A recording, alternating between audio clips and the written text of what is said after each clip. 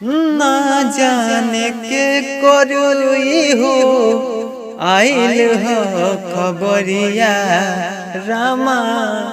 ना जाने के करुई हो आइल हो खबरिया की नजरिया मोर के चली रे दिहले हमरो सवरिया की नजरिया मोर के चली रे दिहले हमरो सवरिया। तो जी हाँ, नमस्कार दोस्तों, मैं राइटर विक्की विद्यार्थी आप लोगों का स्वागत करता हूँ आपकी यूट्यूब चैनल विक्की विद्यार्थी टॉपिक में। तो दोस्तों आज आप सबके लिए लेकर के आए हैं नजरिया मोड़ के चली रे दिहली हमरो सवरिया। जी हाँ दोस्तों, इसी ट्रैक पर आप लोगों के लिए भोजपुरी सैड सॉन्ग बिल्कुल फुल फ्री लिख करके लाए हैं, जो कि आप लोग रिकॉर्ड कराइए और मार्केट में नाम कमाइए। और चलिए सुनते हैं गाने का मुखरा कैसा है। हाथवा में मेहंदी लागल आइल बरियतिया रामा।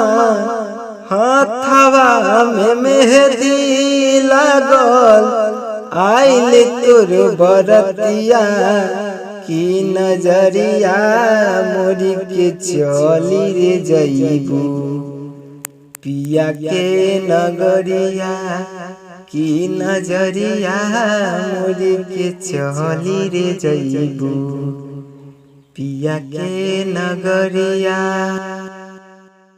संगे जिए मरे के तू खैले रहू किरिया हो। कहलू कि दूर तो से ओ खबना सवरिया हो।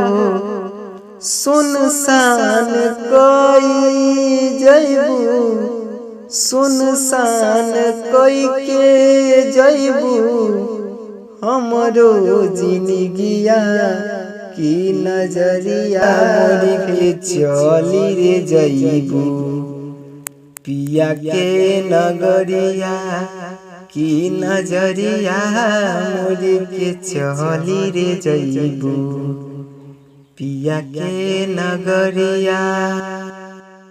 पिया घर जइबू हो से जिया सजइबू हो। सपना में आके हमके बड़ी तरफ पाइबू हो। बिकिया के दुआ ले जा बिकिया के दुआ ले जा तू ससुररिया रानी। बिकिया के दुआ ले जा तू ससुररिया की नजरिया फिर के चली रे जइबू पिया के नगरिया की नजरिया मोरी के चली रे जइबू पिया के नगरिया। दोस्तों फिर मिलेंगे अगली वीडियो में, तब तक के लिए नमस्कार।